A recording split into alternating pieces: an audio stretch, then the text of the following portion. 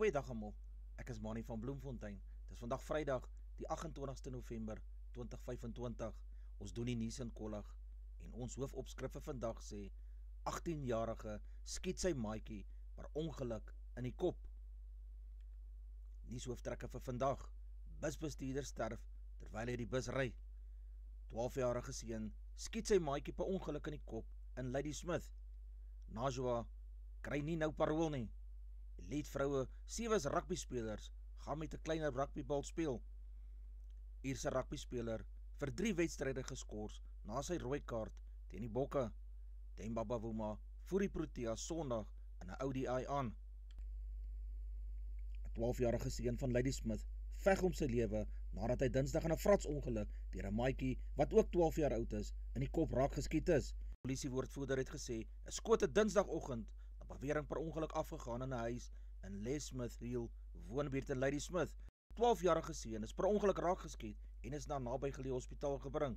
Die slagoffer se maatjie is in hegtenis geneem, maar in die toesig van sy ouers vrygelaat. Die polisie kon nie sê wanneer die seun vergesel van sy ouers in die Landdroshof in Ladysmith gaan verskyn nie. Die polisie het ook nie uitgewy oor hoe en waar die kinders hierdie wapen gekry het nie, of wat presies gebeur het toe die skoot afgegaan het nie. Dit vorm deel van die polisie se ondersoek. Die seun wat geskiet is, sy ma Dinsdag 'n inskrywing op 'n Facebookblad gevra dat mense vir haar seun moet bid. Die koel is steeds in sy kop en hulle sal moet opereer om hom uit te kry. Die kind is na die Inkosi Albert Lutuli Hospitaal in Durban gebring. Die kind is op Facebook deur kennisse as 'n liewe kind beskryf. Tientalle passasiers is ongedeerd nadat die bestuurder van hulle bus gister sy bewussyn verloor en toe oor 'n verkeerslig en 'n muur en deur 'n heining in Roggebaai, Kaapstad geploeg het. Die busbestuurder is kort daarna op die toneel doodverklaar. Die bus van die Elvira busdiens was onderweg van Kaapstad na die Weskus toe die ongeluk kort na 1700 uur plaasgevind het. Nooddienswerker van Netcare 911, Live EMS en 'n brandweerwa het die busbestuurder bewusteloos op die toneel aangetref. Hulle het vir etlike minute lank probeer om hom by te bring, maar hy is omstreeks 1800 uur doodverklaar. Die ander bus van dieselfde busdiens het later die gestrande passasiers na hulle eindbestemmings vervoer. Die sanger Sir Elton John, wat 78 jaar oud is, sy is verpletter oor sy erge sigprobleme, maar is hoopvol, onder meer vanweë kunsmatige intelligensie, oftewel KI, se impak op die wetenskappe en geneeskunde. Hy sê hy kan die afgelope 15 maande niks sien nie, kyk of lees nie, en hy is verpletter daaroor. Hy het egter ook gesê hy het baie vreugde en dat die Vigsstigting hom help wanneer hy homself baie bejammer, omdat hy dink aan mense wat deur vigskrisis geraak word en hoeveel werk gedoen moet word om hulle te help. Hy sê hy moet geduldig wees dat die wetenskap hom eendag sal help. Jy moenie moed verloor nie, wees sterk en probeer altyd om deure oop te maak en dinge te probeer verbeter, het hy gesê. Hy het behandeling ondergaan en daar is verbetering in sy linkeroog opgemerk. Daar is ook nog die behandeling vir skade aan sy regteroog gedoen nie. Volgens John vind ontwikkeling egter vinnig plaas. Wat KI alleen vir medisyne en wetenskappe doen is verstommend, het hy in die media gesê. Die veroordeelde moordenaar, Najwa Peterson, gaan eers weer op 26 November 2026 voor die paroolraad verskyn. Ingeligte bronne het gesê die Polsmoor-gevangenis se korrektiewe dienste, toesig en paroolraad is van mening dat Peterson nog nie volle berou getoon het vir 'n aandeel in haar man se moord of die waarheid vertel het oor hoekom sy haar man, die bekroonde komponis en musikant Talib Peterson, laat vermoor het nie. Daar is gesê dat sy nou 'n verdere gevangenisprofiel ontvang het en vir oorweging en daar moet ook verdere ingrypingsprogramme deur haar gedoen word. Die bron het gesê dat Talib sy kinders en familie berusting soek, maar hulle kan dit nie kry nie, omdat Peterson nie werklike berou toon of wil sê hoekom sy die moord op haar man georkestreer het nie. Die koerant het op 8 November berig dat die gemeenskap van Athlone nog verdeeld is oor die moontlikheid dat Peterson op parool vrygelaat kan word. Peterson word alweer beskou as die baasbrein agter haar man se moord op 16 Desember 2006 by hulle huis in Athlone. Peterson het Abdur, Rashid MG, Wahid Hassin en Jefferson Snyders teen R100,000 gehuur om haar man in hulle huis in Athlone te laat vermoor. Snyders is in 2017 doodgeskiet. Hassin is in Oktober 2024 op parool vrygelaat. Daar is 'n moontlikheid dat die back and closure virus reeds begin muteer het en nie meer met direkte kontak versprei nie. Friedel Maltitz, vice-president van Vrystaat Landbou, sê hoewel daar bespiegelinge is dat die virus reeds gemuteer het, is die plaaslike stamme nog nie getoets om dit wel te bevestig nie. Hy sê voorts, die laaste tyd se warm en nat toestande veroorsaak dat die virus selfs nog vinniger versprei. John Steenhuisen, minister van Landbou, het Woensdag aangekondig 3,5 miljoen dosisse enstowwe sal volgende jaar landwyd versprei word. Vrystaat Landbou het na Woensdag se aankondiging nog nie kontak met Steenhuisen gehad nie. Die organisasie sal volgende week met die rooivleisprodusente organisasie vergader om die huidige situasie met die virus en beplante inentings te bespreek. Von Maltitz sê daar is onduidelikheid oor hoe die staat al die enstowwe doeltreffend gaan versprei.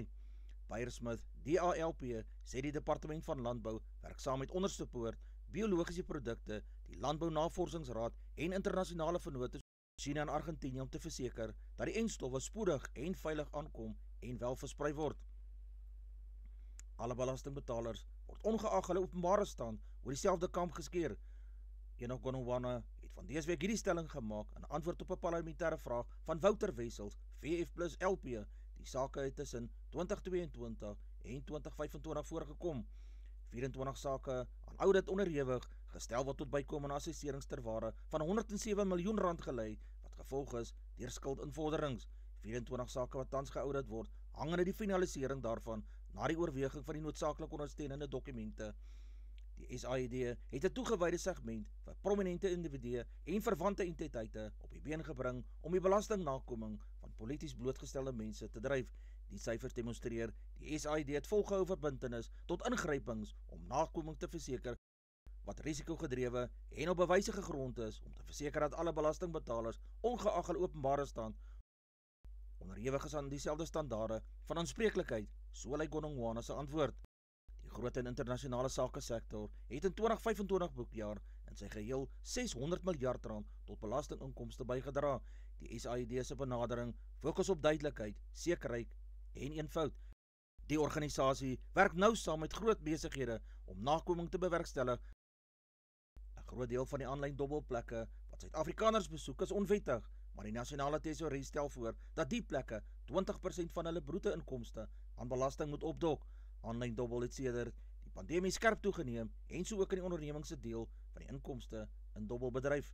Dit gaan lei tot belastingkoers van tussen 26 en 29% teen die huidige bruto dobbel inkomste, gaan die 29% op aanlyn dobbel meer as R10 miljard in bykomende inkomste tot die nasionale regering bydra. Die nasionale dobbelraad het in sy jongste boekjaar getoon dobbelaars bestee sowat R1500 miljard in die dobbelbedryf, 31% hoër as die vorige boekjaar. Oor die vorige 5 jaar het Wedery se bruto inkomste met 390% van R10,6 miljard tot R51,9 miljard gestyg. Die hoofdoel van 'n ingryping met belasting is om te toon wat die maatskaplike koste van dobbel is.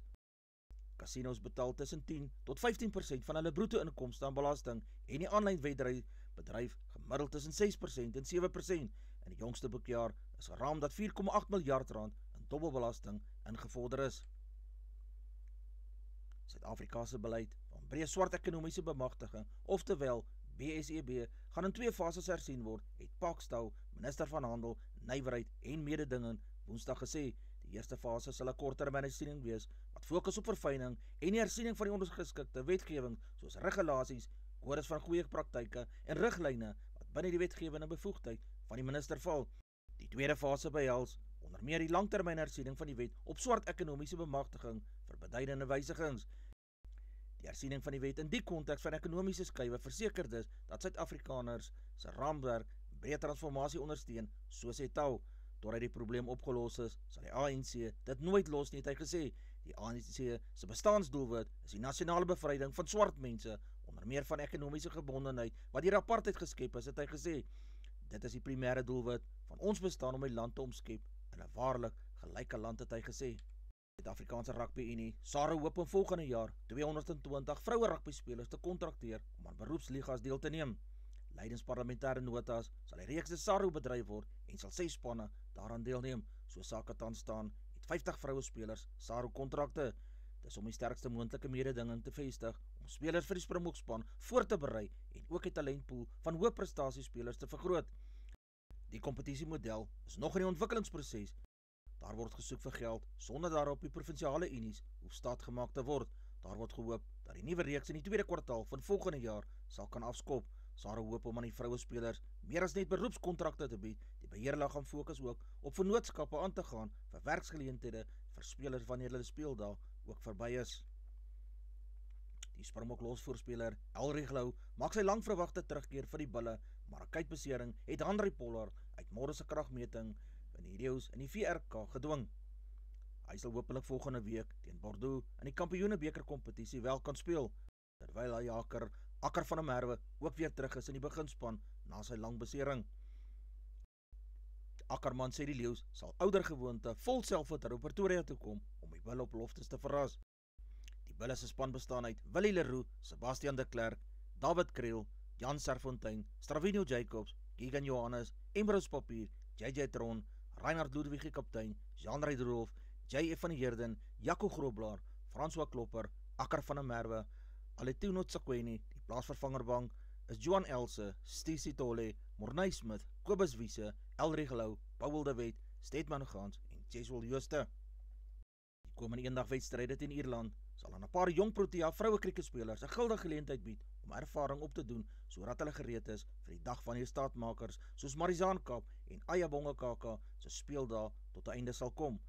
Kap wat nou 35 jaar oud is, Kaka wat 33 jaar oud is en Massabata Klaas is 34 jaar oud, tel onder die Suid-Afrikaners wat slegs in die T20 reeks gaan speel.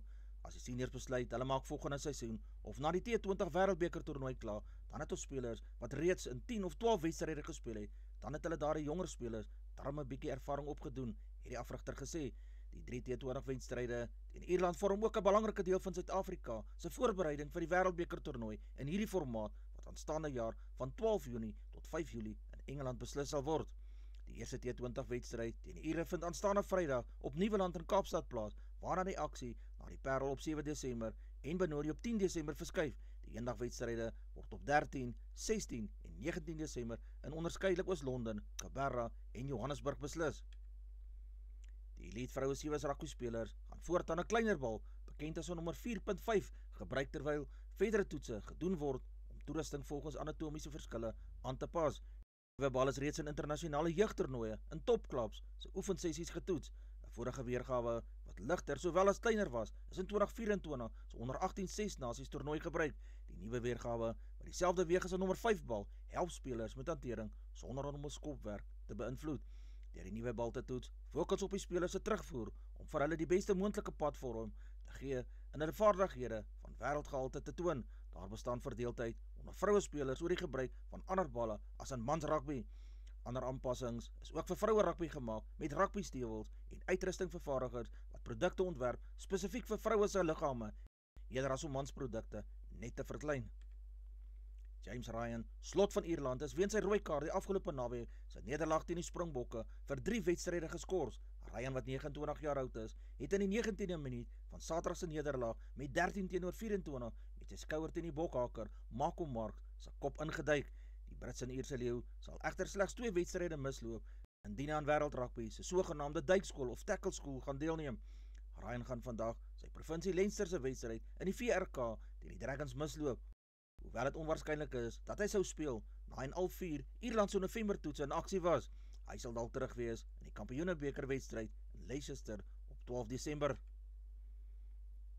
Die Proteas het skoonskip gemaak in die toetsreeks toe hulle Indië Woensdag op die 5de en laaste dag van die tweede toets in Guwahati met 408 lopies gewen het. Indië het op 27-2 voortgekolf op soek na nog 522 lopies en is binne 2 sessies vir net 140 lopies in sy tweede beurt gewen. Dit was Suid-Afrika se eerste reekssege in 25 jaar daar. Dit was ook Indië se 5de nederlaag in sy laaste 7 tydswedstryde. Die kaptein sê die span bevind hom in 'n goeie plek danksy die wenkultuur wat gekweek is.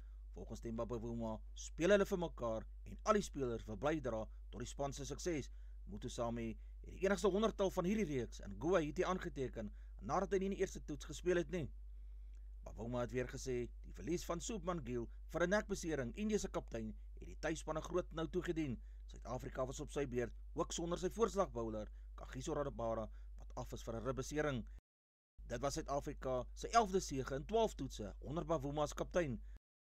Rassie Erasmus het die rap-en-skrap dilemma in die Springbok-groep in perspektief gestel toe hy gister aangedui dat die voormalige 8ste man Dwayne Vermeulen is op bystand voor môre se toets teen Wallis. Kobus Reinagh wat in sy 50ste toets speel, is noodgedwonge die enigste agterspeler in die 7-1 verdeling op die plaasvervangersbank. Hy sal op vleuel gaan, uithelp sou dit nodig wees, terwyl Kwagga Smith ook in die agterlyn ingespan kan word as die nood hulle druk. Dan is daar die 39-jarige Vermeulen wat meer as 2 jaar laas opgetoks het, wat as speler nommer 25 in die groep op bystand is. Daar is 'n paar gevestigde kombinasies, terwyl spelers soos Zachary Porten en Asenate Ntlabakanye die seisoen gewys het wat hulle kan bied vir die span. Kobus moes by tye in sy loopbaan geduldig wag en het elke kans met oorgawe aangegryp om die mylpaal op 35-jarige ouderdom te vier, is baie merkwaardig.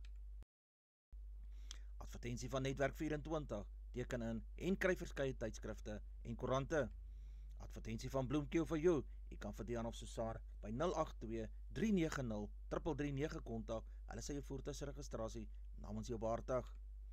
Ons weerberig vir die streek lyk so: Messina 2029, Polokwane 1622, Lephalale 1627, Mbombela 1725, Mahikeng 1827, Pretoria 1623, Johannesburg 1622, Ermelo 1321, Galagare 2137, Gaborone 1830, Richards Bay 2135, Pietermaritzburg 1732, Durban 2030, Port St Johns 1925, Pongola 2033, Maputo 2228, Bethlehem 1122, Bloemfontein 1327, Allewal Noord 1324, Welkom 1428, Vryburg 1732, Kimberley 1232, Appington 2137, Prieska 1734, Springbok 1425, Karasburg 1231, Keetmanshoop 1734, Mariental 2136, Alexanderbaai 1521, Brandvlei 1432, Loederitsbaai 1525, Vredendal 1428, Kaapstad 1928, Sutherland 1325, George 1726, Jeffreys Bay 1832, Cabarra 1834, Grafreinet 1633, Kapogelas 1828, De Aar 1431, Multino 1122, Beaufort Wes 1933, Oos-London 17 en 29 grade Celsius in die middag. Ons sake nuus vir die dag. Die rand verhandel teen R17.16 teenoor Amerikaanse dollar. Die Australiese dollar kos R11.21.